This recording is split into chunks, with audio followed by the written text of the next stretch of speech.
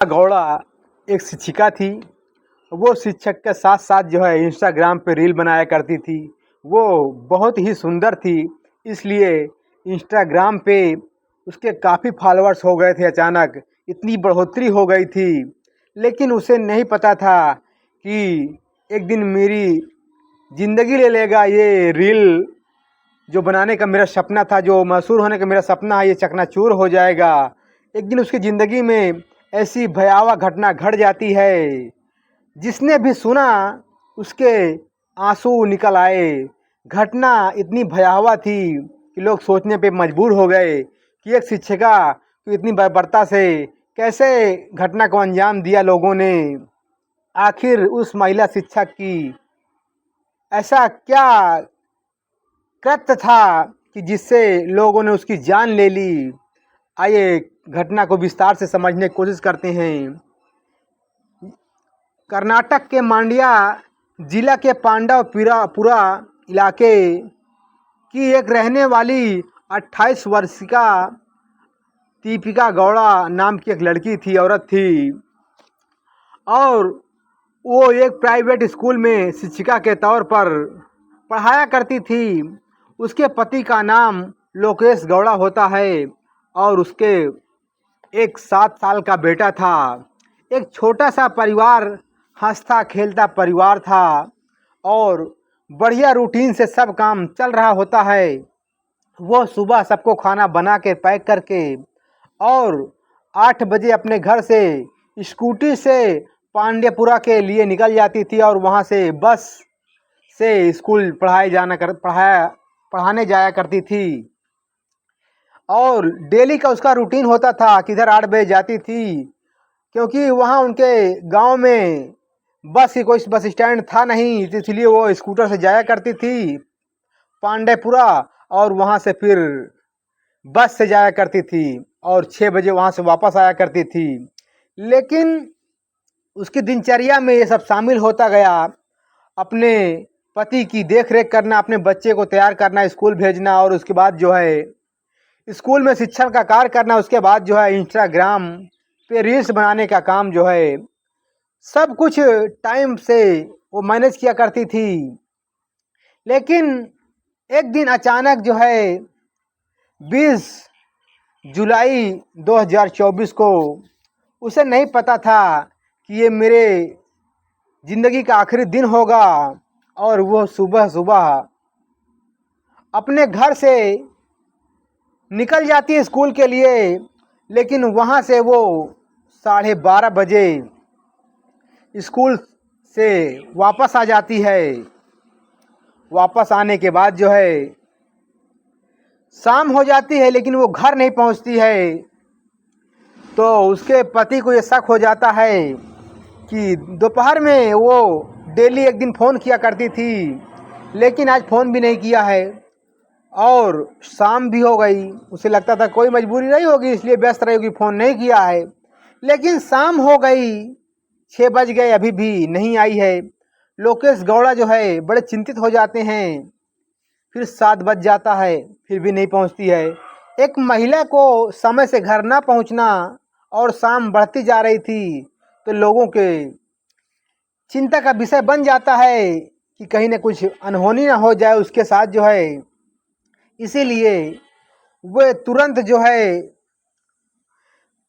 एक जो है थाना होता है जिसका नाम मेलुकोटे होता है, और वो मेलुकोटे के जो है थाने पुलिस स्टेशन पहुंच जाते हैं और इस घटना को बयां करते हैं, बताते हैं कि सर एक शिक्षिका हैं जिसका नाम जो है दीपिका गौड़ा है। वो शिक्षा का कार्य करने स्कूल में गई थी और वापस जो है लौट कर नहीं आई हैं, इसलिए बड़ी चिंता हो रही है कहीं उसके साथ कोई अनहोनी ना घट जाए और ये गुमशुदगी की रिपोर्ट दर्ज कर लीजिए सर, थोड़ा ढूंढने में मदद कीजिएगा।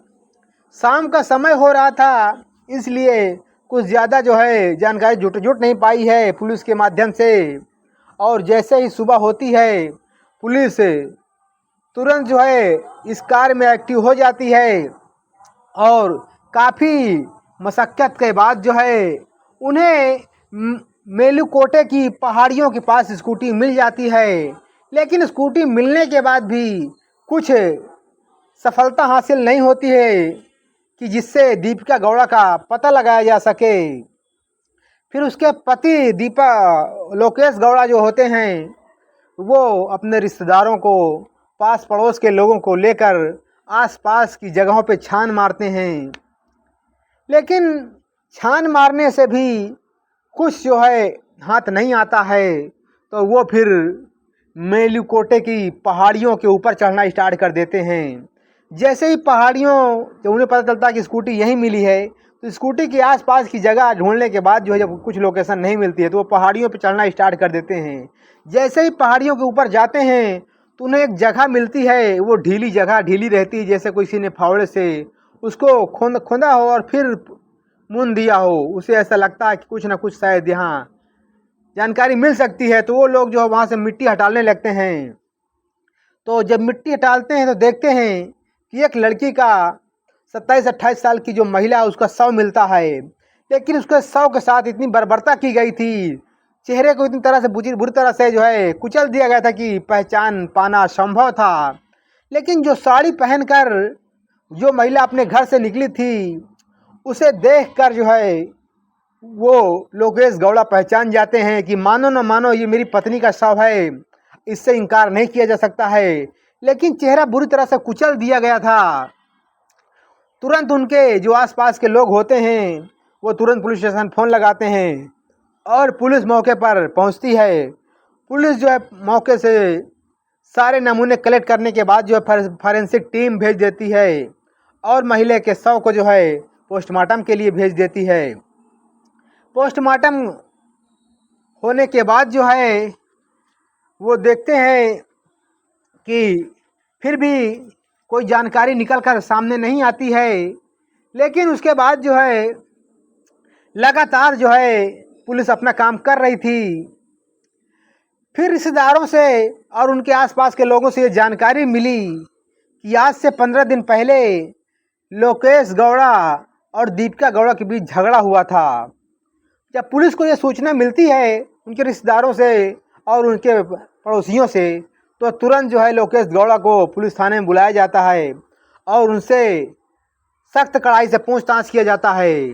पुलिस सोचते हैं कहीं ना कहीं इसके पति का तो हाथ नहीं है, लेकिन उन्होंने बताया कि साहब हमसे लड़ाई हुई है, ठीक है, लेकिन मेरी इनको मारने में कोई हाथ नहीं है, क्योंकि इतनी भी कोई लड़ाई नहीं हुई थी हम दोनों में।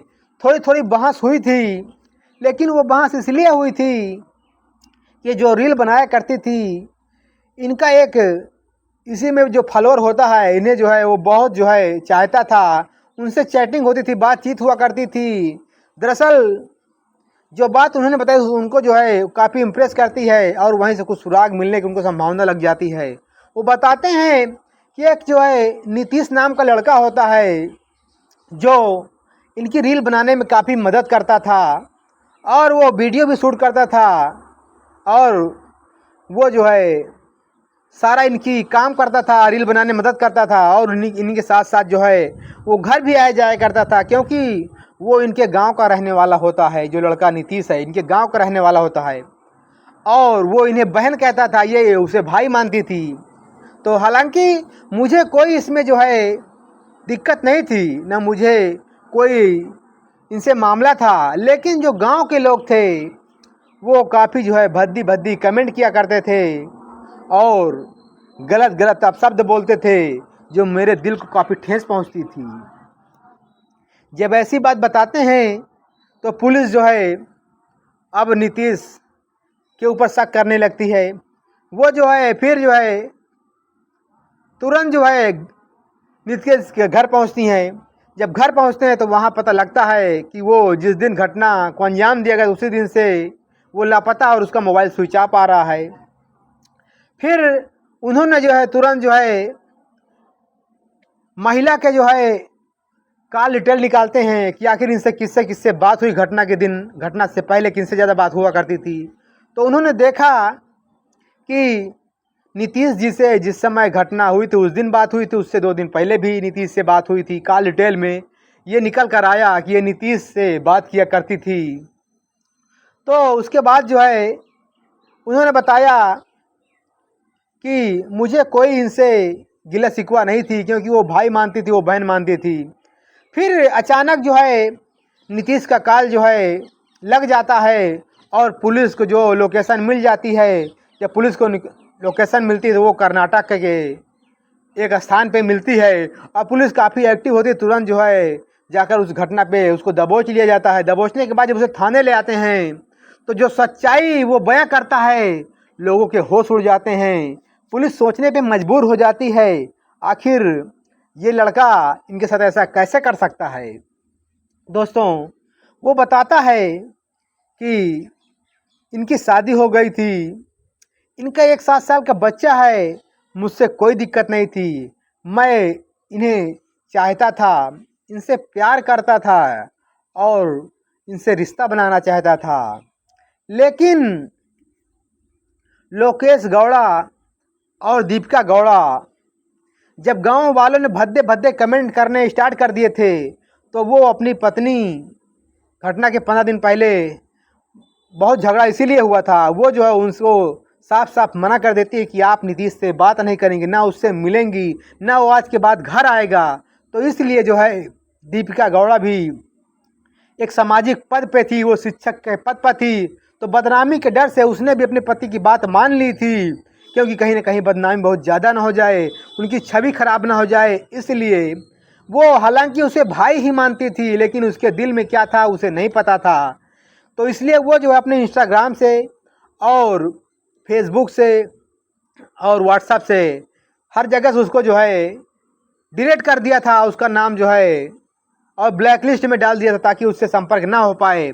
लेकिन जो कॉल डिटेल होती है वो कॉल से उसको जो है ब्लैक लिस्ट में नहीं डाला था। तो इसलिए वो एक दिन जो है 20 तारीख को उसका जन्मदिन होता है नीतीश का, तभी जो है वो रिक्वेस्ट करता है कि मैडम मुझे आपसे एक बार मिलना है, आप मिल लीजिए। तो नीतीश जो दीपिका गौड़ा होती वो साफ साफ मना कर देती, देखिए मुझसे आपसे मैं आपसे अब कभी नहीं मिल पाऊंगी, न आपसे मैं बात कर पाऊंगी, आप अपने रास्ते हो जाइए, मैं अपने रास्ते हो जाऊंगी। क्योंकि कहीं ना कहीं सामाजिक जो ताना बाना है वो बेकार ना हो जाए। और लोग भद्दे भद्दे कमेंट करते हैं, मेरे पति ने सख्त आदेश दिया है इसलिए मैं आपसे नहीं मिल सकती हूँ। तो वो बार बार रिक्वेस्ट करता है, क्योंकि फ़ोन कॉल अचानक लगाता लग जाता है, तो वो बार बार रिक्वेस्ट करता है कि एक बार मैं आपसे मिलना चाहता हूँ, आप एक बार मिल लीजिए, उसके बाद फिर कभी आपसे नहीं कहूँगा। फिर बहुत अनुनय विनय करता है, मन्नतें मांगता है, तो वो मान भी जाती है।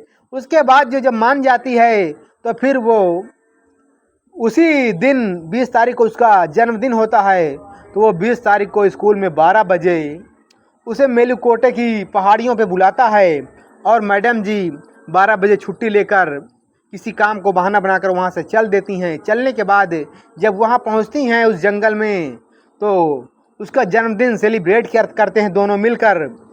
उसके बाद वो नीतीश जो अचानक उठता है और उन्हें जो है तुरंत जो है फूल देकर इम्प्रेस करने की कोशिश करता है। जब भी इम्प्रेस करने की कोशिश करता है तो अब दीपिका के समझ में नहीं आ रहा कि मैं क्या करूं।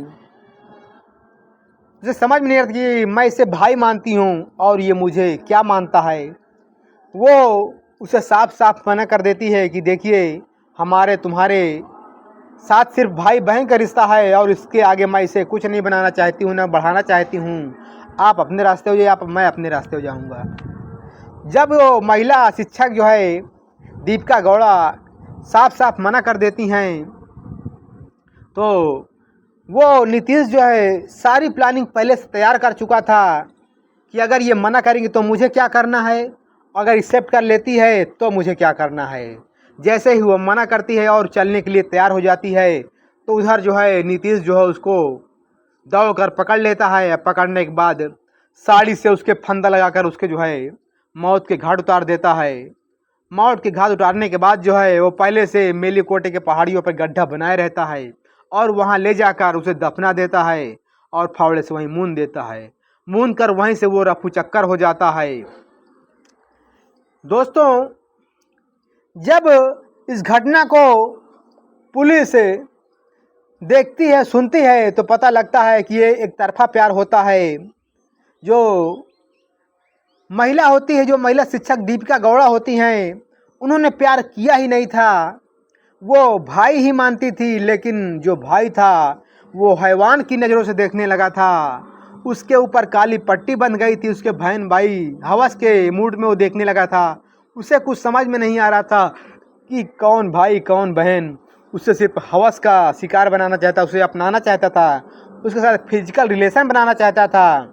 इसलिए वो पहाड़ियों बुलाया था कि अगर आज ये मानी तो मानी, इसे मौत के घाट उतार दूंगा। और होता भी वही है, क्योंकि एक तरफा प्यार जो है जान ले लेता है। लेकिन दोस्तों, अगर आपके साथ ऐसी घटना घटने वाली है तो आप जो है तुरंत जो है पुलिस को सूचना दीजिए। घटना घटने से पहले, कोई घटना को अंजाम देने से पहले आप जो है तुरंत जो है पुलिस को सूचना दीजिए। थाने में जाकर FIR दर्ज कराइए, ताकि ऐसी कोई भी घटना ना घट सके और किसी बहन किसी भाई की मौत ना हो सके। क्योंकि कहीं ना कहीं भाई दोषी होता है तो कहीं ना कहीं बहन दोषी होती है। लेकिन यहाँ आज एक जानने वाला गांव का ही जो भाई लगता है, उन्होंने सारी हदें पार कर दी है। दोस्तों, आज की कहानी ये रही। कहानी सुनाने का उद्देश्य है कि आप लोगों को जागरूक करना है, किसी को ठेस पहुंचाना नहीं है। आप लोग जागरूक रहें, आप लोग स्वस्थ रहें, आपका परिवार मस्त रहे और आप अपने परिवार पे हमेशा कड़ी निगरानी बनाए रखें, ताकि किसी घटना घटने से पहले आप जो है जान जाएं और घटना को संज्ञान में लेकर जो है तुरंत पुलिस को सूचना दें, ताकि किसी की जान बच जाए। फिर मिलते हैं अगले किसी वीडियो में। तब तक के लिए धन्यवाद। आप अपने परिवार का ख्याल रखें, स्वस्थ रहें, मस्त रहें। जय हिंद।